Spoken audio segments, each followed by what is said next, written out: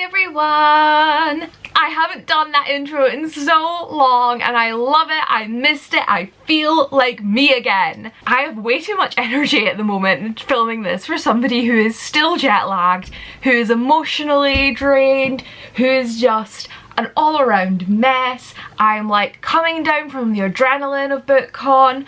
I am sad as fuck for missing my friends from BookCon. Just so much is happening. But I am feeling very, very, very inspired.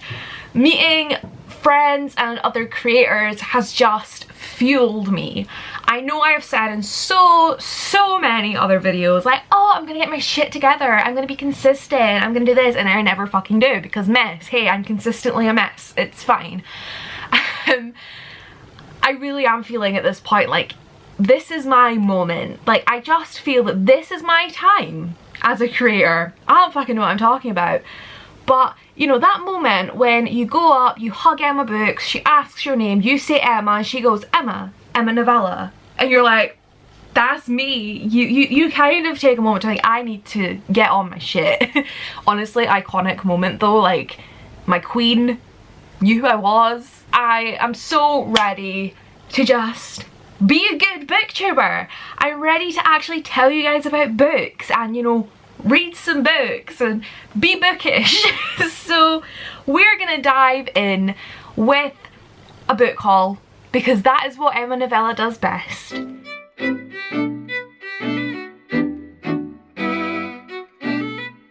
So I didn't actually accumulate that many books in New York. Do you notice how high my voice is right now? I need to do math, hold on. Okay, if I've counted right, I got 13 books. Yeah, I think that is the right math. I don't know. I'm a writer and a reader, not a mathematician, okay? Every single one of those books I bought. I was so confused at BookCon. All this queuing for arcs, there was just so many lines and so many people. I sat by the trash at one point because I was just like, I don't know what's going on. So I didn't bother. Like, there wasn't really any arcs I wanted. There was one. Okay, this one arc that I was like, I'm definitely getting this arc if it's the last thing I do. And then I found out you kind of like, not only to get that, like to get that arc you had to get a ticket at 10 AM from the booth to then go and get this arc, and to be there at 10 AM to get in to get the ticket at 10 AM you had to basically queue from like 5 AM, and I was like fuck that. So I prioritized a front row ticket to Pretty Women, which I'm happy about. I can wait until November for Erin Morgenstern's new book because let's be real, if I had it right now, would I be reading it? Probably. I probably would make an exception and actually read something I had just accumulated, but it's fine. I got 0 arcs, queued up and got 0 free books. I didn't even get free shit on Sunday. Basically on the Sunday, because it's like they're trying to pack up, people like they don't want to take shit home with them, publishers will just throw free things at you. I didn't even, I was barely in the convention center, like on the convention floor on the Sunday. I just sat at the wall and like talked with people, so there was no free shit for Emma. Emma parted her cold hard cash, and somehow I thought I was going to spend so much money this trip and I spent way less than I usually do. Like I was shook. Like I came home with enough dollars, like probably the same amount of dollars that I spent. So like, hey, BookCon 2020, I'm prepared. I have absolutely no idea what I've just been talking about for the last 6 minutes. What the hell, Emma? Most of the books I accumulated were of course bought at signings. I got 4 books in Book Off, which is my favourite store in New York. $1 books, come on. And then I bought 2 books at the airport because that's the kind of gal that I am. So I think I'm gonna start, I'm kind of gonna go to weird order. I'm gonna start with Book Off, then I'm gonna go on to, no, I'm gonna go backwards. I'm gonna go airport, Book Off, and then BookCon, because BookCon's the more exciting stuff because they're all signed. And I want you guys to watch for longer, as if you're like, could not just skip. So anyway, at the airport, I saw Bloodwater Paint by Joy McCullough. And I love a novel in verse, which is exactly what this is. So I want to read this ASAP. So because I decided I was going to buy Bloodwater Paint, I went back to a previous book that I had thought about buying but talked myself out of. And that was Legendary by Stephanie Garber. This is book 2 of Caraval. And the one book that I wanted to buy at BookCon was Finale. I had intended to get a signing with Stephanie Garber, but I missed out on the ticket. And then I just never bothered to look for Finale anywhere and completely forgot until I got home. But it's fine because I haven't read Legendary yet. I got Caraval in an Owl Crate box, so obviously I have a US edition. I don't think it was like an exclusive Owl Crate edition, but obviously even if it was, it still pretty much follows the US edition. And this is gorgeous. Like, it's stunning. I love this. And I wasn't going to buy it. I was like, no, Emma, you're not buying a book in the airport on your way home. You have this in the house. You don't need it. But because I was buying Blood, Water, Pain, I was like, I may as well buy another book. And I'm so glad I did, because I completely forgot how nasty this UK cover is. I really hate it. It doesn't, like, come on. It's a nice cover. It's the Waterstones exclusive cover or edition or whatever. It's got sprayed edges. But tell me you wouldn't want to read this instead. I want to reread Caraval before I read Legendary. And I to buy Finale, but like I couldn't resist it. I just had to buy this. That was the only silly book that I bought, I think. So like it's fine, I'm allowed, okay? I realised I just full on lied to you, because one of the books that I bought in Book Off was A Black Fox Running by Brian Carter. I nearly got this a few years ago, because this is like a 10th anniversary edition or something like that if I recall. I mean, I probably making it up. Apparently this is a masterpiece. Yeah, so this was first published in like 1981. So this is like a sort of collector's edition of this book. But it's stunning, and it's got a fox on it, and like, you know, it's pretty. And so I bought it for $1 because it looked nice and had a fox on it, and that is my brand. I mean, maybe not the looking nice part, but foxes are my brand. Oh, was it Vendi? I think it was Vendi at BookCon when she saw me, and then she's like, oh my god, the fox tattoo, and I was like, I'm so glad that like that's more iconic than I am at this point. Like, if I can't bring Theo, I have a fox tattoo. So this is the story of Wulfgar, the Darkford fox of Dartmoor, and of his nemesis Scobel the Trapper in the seasons leading up to the pitiless winter of 1947. As breathtaking in its descriptions of the natural world as it is perceptive in its portrayal of damaged humanity, it is both a portrait of a place and a gripping story of survival. Now this was in Book Off's YA section. I'm pretty sure it's not YA, and it's probably not my kind of book, but it's pretty. And I was glad that it's a hardback, because I've been really in the mood to deface hardbacks, and I don't have that many hardbacks. But like, I have this one now, so at least if I don't read it, I can still like make it look even prettier than it already is. Although it's so pretty, I don't know if I want to like do anything to it. Who knows? I loved how together I thought this video was going to be, and I'm just slowly regressing back into my usual habits. I also picked up After the Woods by Kim Savage. This was on my like wish list for a while. I don't think it is anymore. It was one of the ones I was like, oh, maybe I'll just get rid of it, but I saw it, so I've kept it. And I believe this is like a kidnapping cult kind of book. Oh, excuse me. So I hate how I have to word this, but I love books that deal with cults and kidnapping and that kind of shit. Obviously it's fiction, but like there's just something about those books, particularly like kidnapping books, where, or even if it's a cult book, where somebody has a closer connection to like the sort of criminal. I just love sort of figuring out the psychology of these people, and perhaps that makes me a psychopath, but you like what you like. I probably shouldn't use that as an excuse, because that could be taken so many ways. You don't like what you like in certain, okay, it's not, I'm gonna shut up before I dig a hole. I just realised the evil guy in this is called Donald, so awesome. But yeah, this is about a girl who escapes a kidnapper after 2 nights, and it's a year later, and then a dead girl turns up, and Julia, the main character, starts having like memories of it and all that good stuff. I don't know. And these next two final 2 books that I got for $1 in Book Off, I blame Rhiannon from Crescent Moon Reads for, because, well, one of them is definitely their fault, and that is Hatchet by Gary Paulson.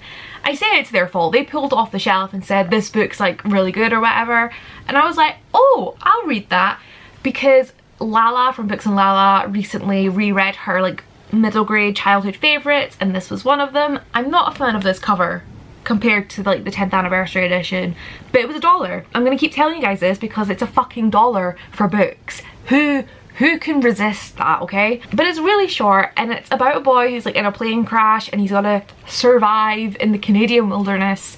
And you know, if Rhiannon recommends it, I'm gonna trust them. I trust them with my life, okay? So here's hoping it's as good as I've heard it is. And the next and final book from Book Off, I attribute this to Rhiannon. I blame them for me buying it when really it has nothing to do with them, and that is Hex Hall by Rachel Hawkins, which obviously is about a boarding school to do with like witches, obviously stereotypical witches rather than real witches such as Rhiannon, but we both agreed witch. But this is one of those books that's just been on my wish list for so long. It's probably trashy as fuck, but that's why I want it. I just think it's gonna be like, I just think it's gonna be fun. Oh my god, it starts out with someone crying in the bathroom. Like, I feel that on a spiritual level. Plus, can we please talk about the look on this cat's face? He is so fed up and I'm living for it. He's just like, those are the books I got for $1. And now we move on to the part that everyone actually cares about, and that is the books that I got at signings. And I just realised I'm going to have to reach over my bed to show you one of the ones that I got signed but I didn't actually buy, so bear with me. So I'm just going to go like in order of the signings because that's how I have them in front of me. And the first author that I met was Arvin Amadi, and I absolutely love him to pieces now. He is so much fun. If you've seen his video, well, it's not his video, it's Emma Book's video with him, they are just, they have the best day. Like, Emma's Instagram followers dictate what Arvin does, and it's so much fun, and we had a bit of chat about it. And he was so funny. Like, he said something about, well, I talk about these, because I had my vlog on, I was like, can I vlog? And he was like, yeah, it's fine. And he said something about, oh, well, I talk about these lovely books. And I was like, did you just call them lovely books? And he was like, yeah. And I was like, no, they're terrible. So he like held them up. He's like, these are the piece of shit books you should never read. He was really funny. I loved him. So I took my copy of Down and Across to get signed because I was reading it on the plane. I'm still reading it. Have done barely any reading in the last week. But he obviously signed it. Just saying, Emma, lovely to meet you and experience your Scottishness, and then obviously signed it in a crossword. I am really enjoying this so far, the whole like 80 pages of it that I'm in. That made no sense, but okay. And then when I was there, I had to, every single author I met required a purchase, so like love that for my bank account.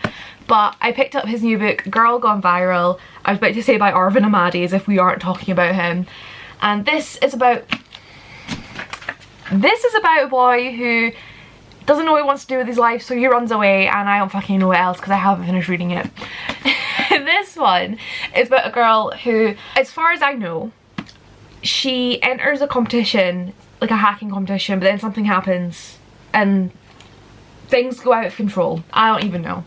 Shit happens. But in this one he just wrote for Emma with a bunch of M's. So great to meet you. And yeah, I'm really excited for this one. It's got a gorgeous colour underneath this dust jacket. Like, I just love the colour scheme of this cover. Like, the things that I can do with this spine, not the spine, what is this? The edges. I am so excited. So, excited for this book. At the same time and table as Arvin Amadi, Ali Condé had a signing going on. So I picked up The Last Voyage of Blythe, which is stunning, and Ali actually thanked me for buying her new books. A lot of people had the Matched series, like a lot of people were, I think, buying it for friends and getting it signed for them, but like I bought her new book. So it was so nice to meet her. They were literally like right next to each other, so like it was the same signing but different authors. I'm not sure why.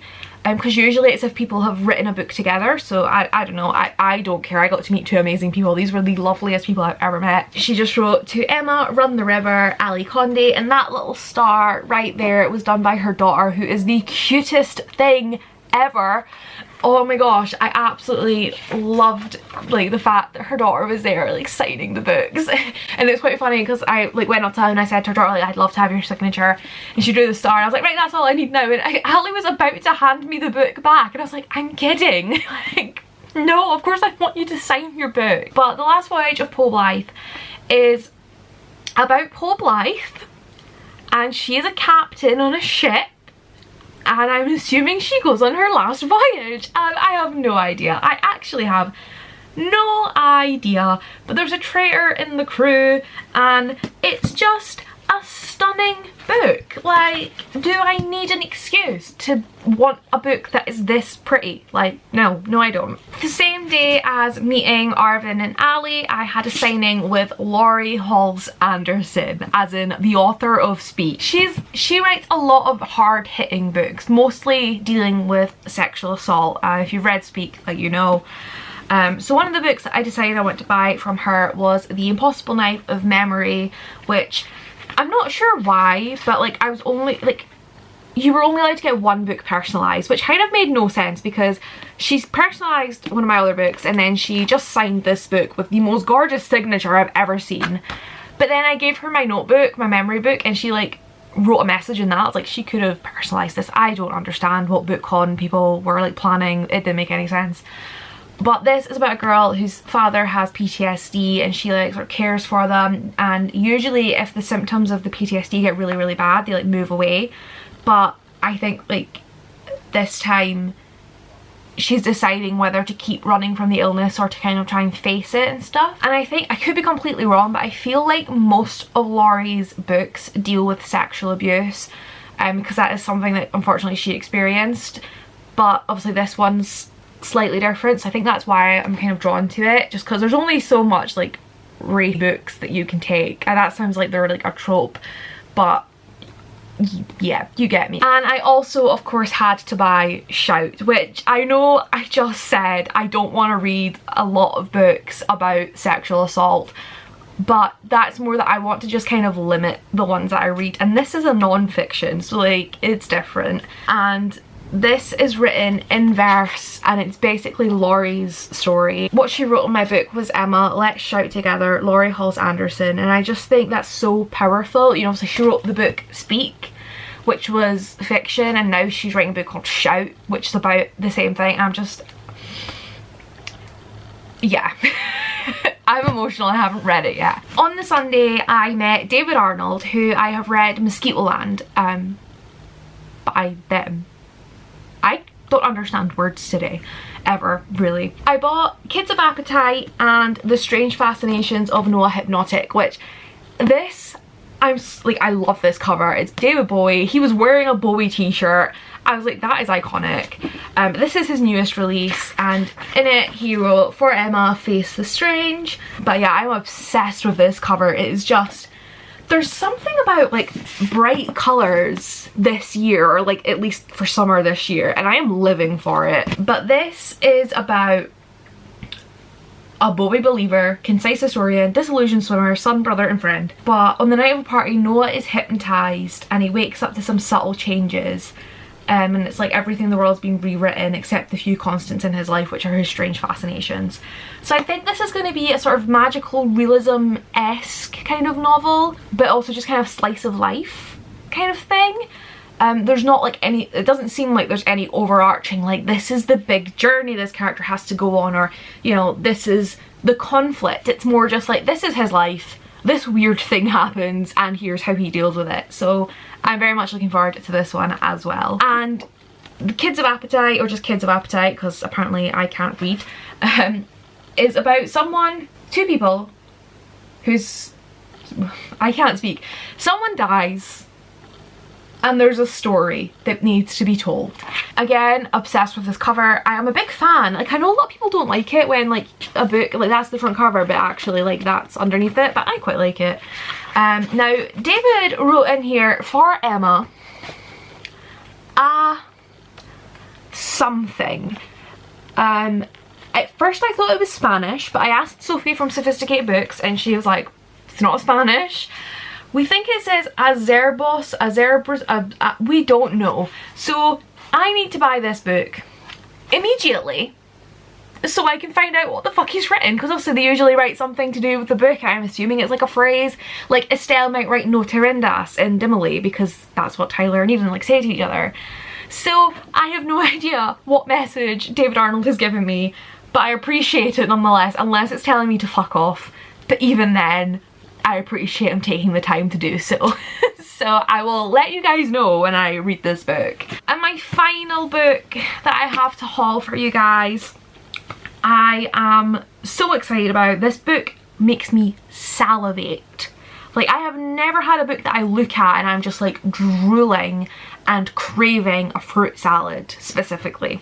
And that is with The Fire on High by Elizabeth Acevedo. So like, there's oranges and mangoes and shit all over this book.